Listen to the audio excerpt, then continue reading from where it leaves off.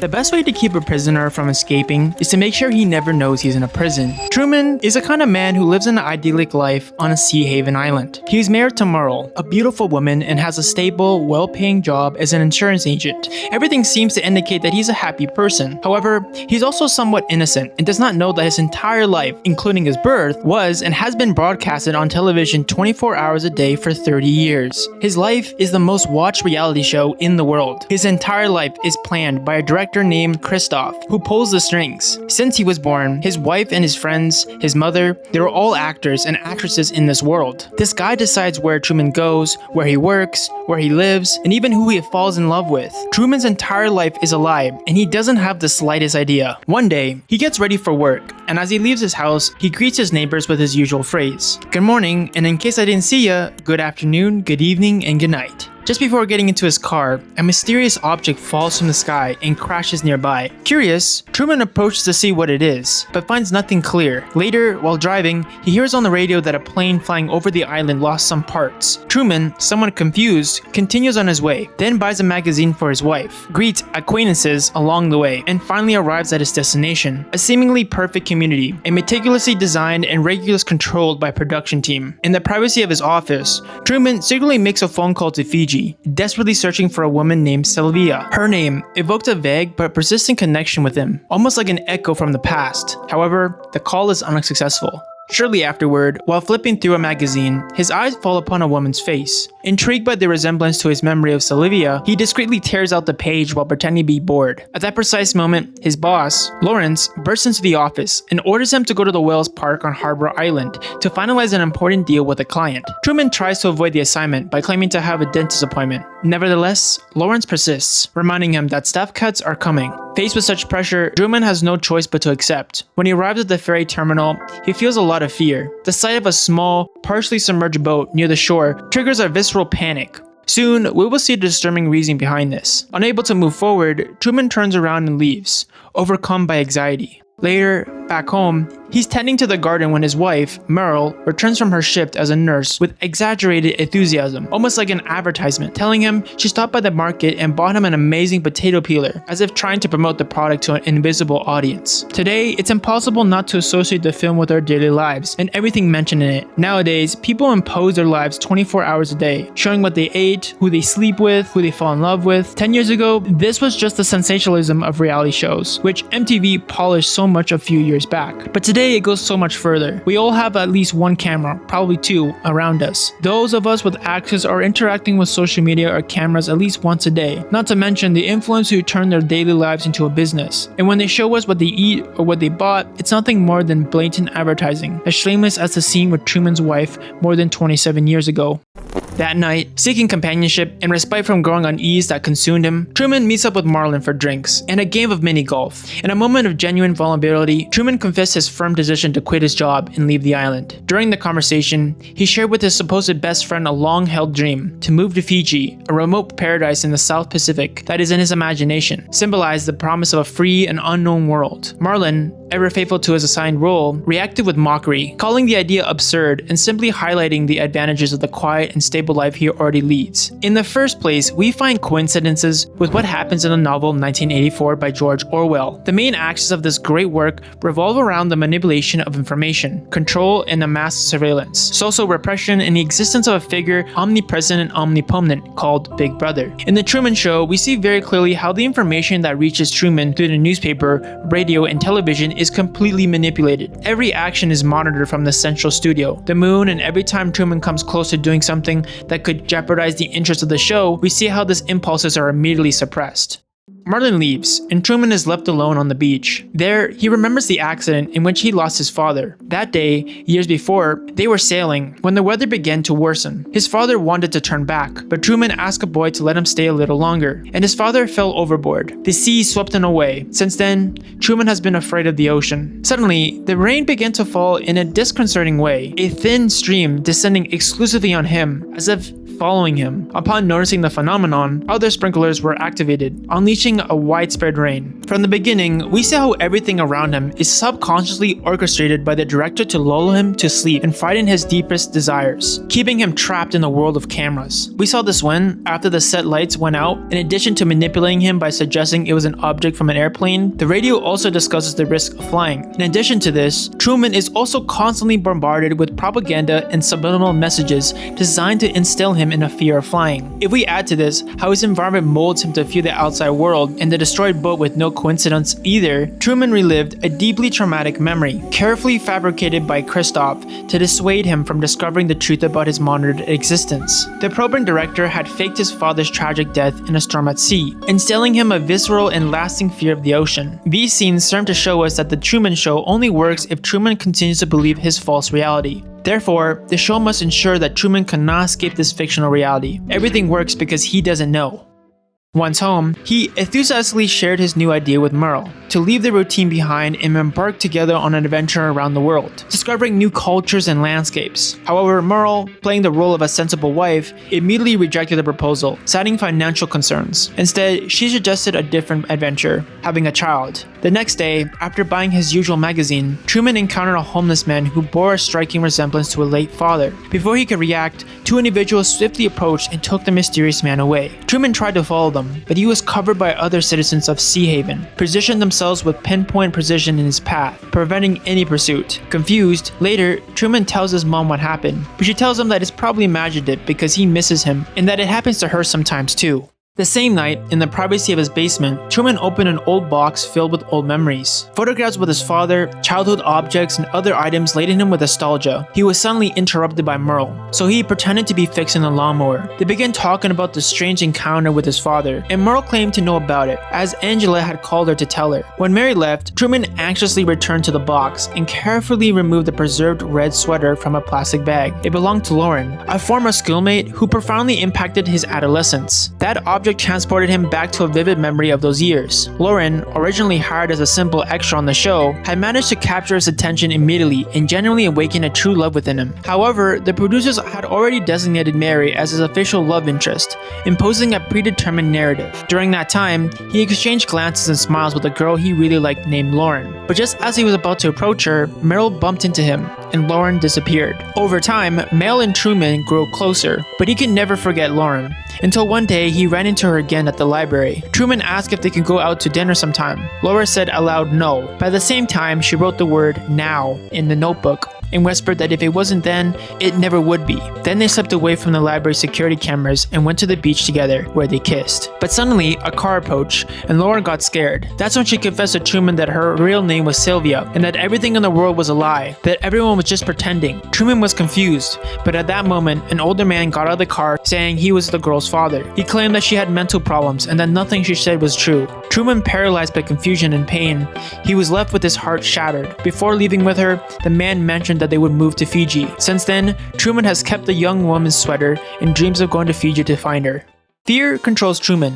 Everything he experiences daily is meticulously designed by the director with a purpose. The television he watches reinforces what they want him to think. The media always has headlines that directly promote that they want him to believe. Even the people he interacts with daily repeat the same dialogues. Propaganda subtly infiltrates every aspect of Truman's life, keeping him trapped in a false reality, something that is not as far removed from our world. Like Truman, we are constantly being bombarded by the media, which shows us the propaganda full of lies promoted by modern politics and ideologies, thus keeping the masses in the dark, ignorant of sociological, political, cultural, and economic issues. Every day, society wants to dictate who you should be, what you should do, and who your supposed enemies are. Everything that subtly and unconsciously surrounds him has changed Truman into the person he is. From the media he reads, the people he talks to the events he experiences, everything throughout his 30 years has formed him and instilled him in beliefs that he had not questioned until now about the world around him and the ideas that had been imposed upon him. We often believe our decisions are free and our beliefs are our own, but in reality, we're acting from frameworks that has shaped us without us even realizing it. Let's think about how we learn to see others. Many of our ideas about certain social groups don't come from reflection, but from the environment in which we grew up.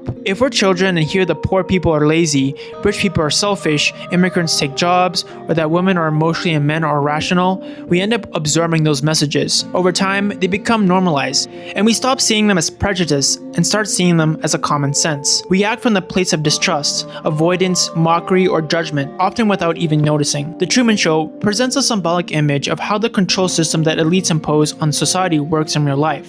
In the film, Christoph, the director of the reality show, tries to orchestrate every aspect of Truman's fictional world in detail. Christoph could symbolize the elites who, in real life, seek to influence and control society through methods such as instilling fear, spreading disinformation, creating smokescreens, and promoting certain political and ideological positions. The next day, while listening to the radio which was malfunctioning, Truman picked up snippets of the conversations from the production crew's walkie-talkies. The voices described his exact location with unsettling precision. A growing paranoia began to creep in, along with a distressing feeling of being constantly watched and monitored. Instead of going to his office, he decided to wander the island, searching for answers. He carefully observed the traffic, the pedestrians, the strange way they behaved. Gradually, he began to notice that everything were synchronized, absurdly perfect patterns he had never perceived before. Buses and other vehicles stopping impeccably just to let him pass. The unsettling idea that everything revolved around him began to solidify in his mind. Truman's world is a dream world that seems like a model. There's no chaos, no mess, and everything appears to be a happy place. The film's art department references the painting of Norman Rockwell, a painter famous for portraying what we've mentioned earlier, the American dream. This is why Truman's world looks like the US of the 1950s. An apparently happy society since all the past was supposedly better, but with a constant paranoia about the Cold War. This paranoia is Truman himself, who doubts that the world is real, suspects it's a lie, and can turn at any moment. The film's colors are mostly pastels, recreating those paintings, that feeling of tranquility, and that everything is going well in this idyllic world. At the beginning of the film, when he has no doubts and is innocent, Truman wears bright colors like green and yellow. When he begins to have doubts, we learn about his love for Sylvia and suspects everything in his clothing and surroundings turn a reddish color. As Truman discovers the truth, he loses colors. They gradually turn off the lights. Generally in film, this is used to take away a character's life or motivation, but in this case, it brings closer to the truth.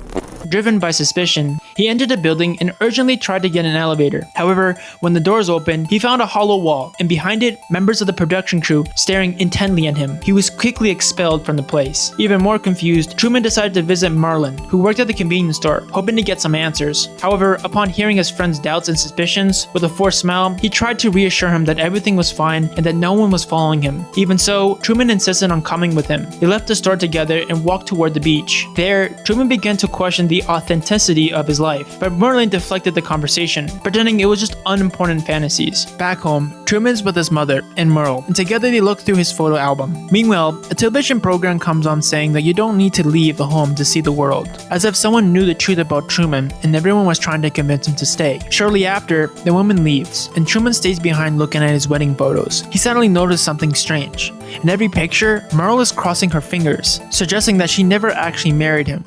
I know that the control the film represents is authoritarian, and the idea to keep Truman locked up, but seeing his interaction with those closest to him, I can't help but think that we also experience these ideas that bind him in our daily lives, without needing to talk about government or a country, but rather in our own homes or within our own close circles. When Truman questions whether the way he has lived his life is right, he encounters rejection and zero support. It's like when a family of academics constantly surrounded by knowledge and traditional careers rejects the idea of having artistic son or pursuing paths that aren't accustomed to, and everyone around him insists on convincing him he's wrong, on instilling fear in him. The next day, he tries to talk to Merle, but she, visibly frustrated, assures him she's late for work. She mentions that an accident occurred in the building where Truman had been the day before. An elevator plummeted. Intrigued and increasingly suspicious, Truman decides to discreetly follow her. Upon arriving at the supposed hospital, Merle and the rest of the acting team are forced to improvise. They pretend to be doctors and nurses in the middle of a surgery, an elaborate stage performance designed to maintain the illusion. Despite their efforts, Truman discovers the ruse, but the staff manages to stop it in time. Frustrated,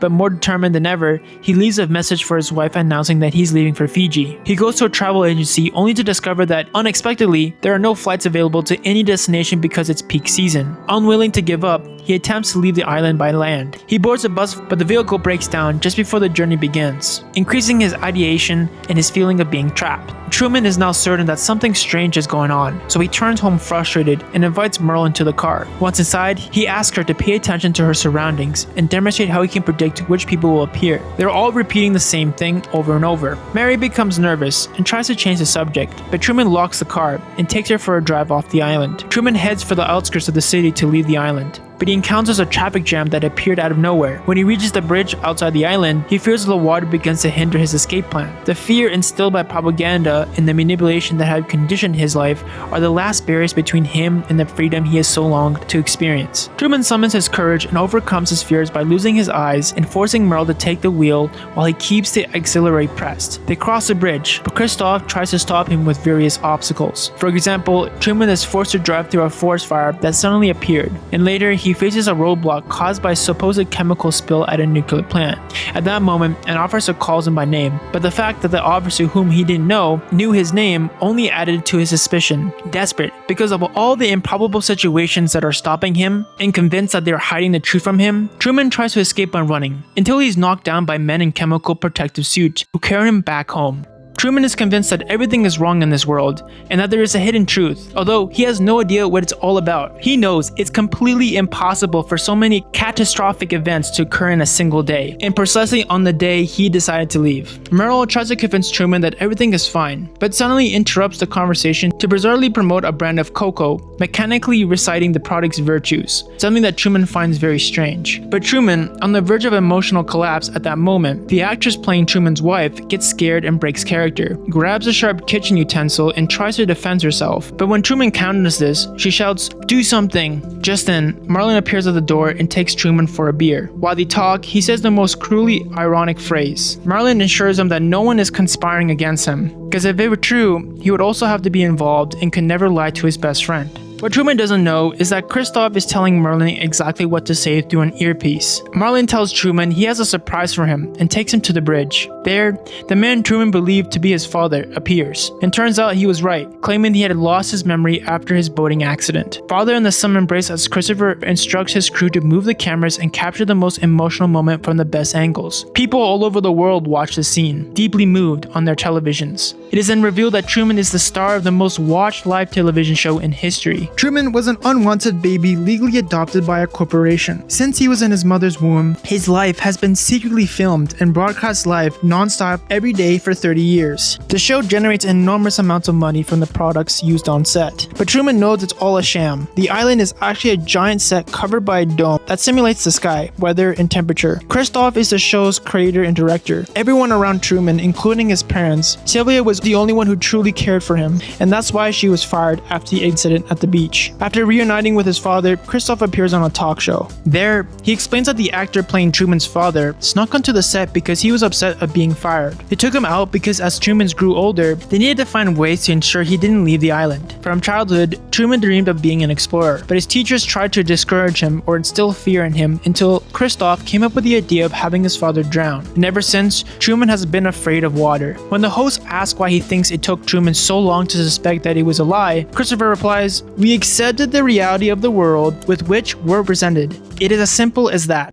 A very deep phrase that highlights human compliance and how easily people adapt to standard routines or false environments if they feel familiar and safe. If we go back to the book 1984, the connection between lies and the truth is captured by the famous line, "If all the others accepted the lie which the party imposed, if all the records told the same tale, then the lie passed into history becomes truth." This means objective reality does not exist. Instead, the ruling party, which basically is the government inside the story, dictates what is real by controlling information, language, and history. The government makes any lie absolute truth, turning facts into what the state demands people believe at any given moment. If we bring this to the world you and I live, social media works in a pretty similar way to what Christoph does. It controls what gets put in front of us. Studies have shown that platforms tend to favor content that creates strong emotional reactions, especially things that make us angry, shocked, or surprised, because those emotions make us more likely to interact with the post. That is one of the reasons why social media can be filled with content that's specifically made to get a reaction out of us. And because these platforms make money from engagement, a lot of pages have learned how to take advantage of that. You see, things like quotes or videos taken completely out of context, misleading headlines, exaggerated claims, and fake news, all of this contributes to what is often called the post-truth era, where people's understanding of reality can be shaped or distorted in order to influence their opinions, emotions, or even their behavior.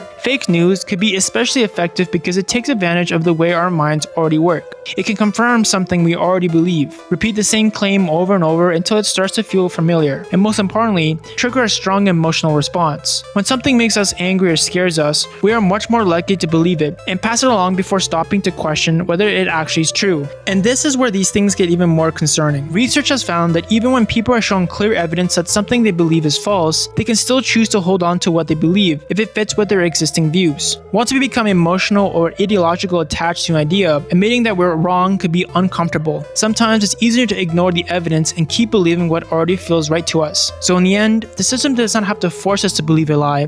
It can simply keep us showing us the kind of information we are already willing to accept, until eventually we stop questioning it. And little by little, our perception of the world is molded until it creates a distorted reality, as artificial as Truman's. Like him, we believe that our beliefs and decisions are entirely our own, when in reality, they have been shaped by the algorithm or by outside interests without us even noticing. At that moment, Sylvia calls the show and tells Christoph that what he's doing to Truman is terrible. Sylvia has become an activist and is fighting for his freedom. Christoph replies that he has given Truman a better life than the real world, which he believes is completely corrupt. He says the island is how the world should be. He assures her that Truman can leave whenever he wants, that there's no way to stop him if he truly wants to discover the truth. Although he believes that deep down, Truman would rather stay in this cage. When Sylvia hangs up, the host says, except for a fierce minority, the show has been an entirely positive experience for the majority of viewers. The name Truman and Christoph carry deep symbolic meaning. Truman sounds like the true man, showing he's the only real person in a fake world, and how the man needs to get closer to the truth. While Christoph, which could be the combination of Christ off, and that could be interpreted as a kind of a divine figure, but a distorted vision, almost the opposite of the Christian God. Rather than being a genuine savior, his role is an off Christ, or a distorted deity. He is the creator of Truman's world, and sees and controls everything from above. But unlike a protective father, he is a father who exploits his son and is willing to sacrifice him in the name of entertainment.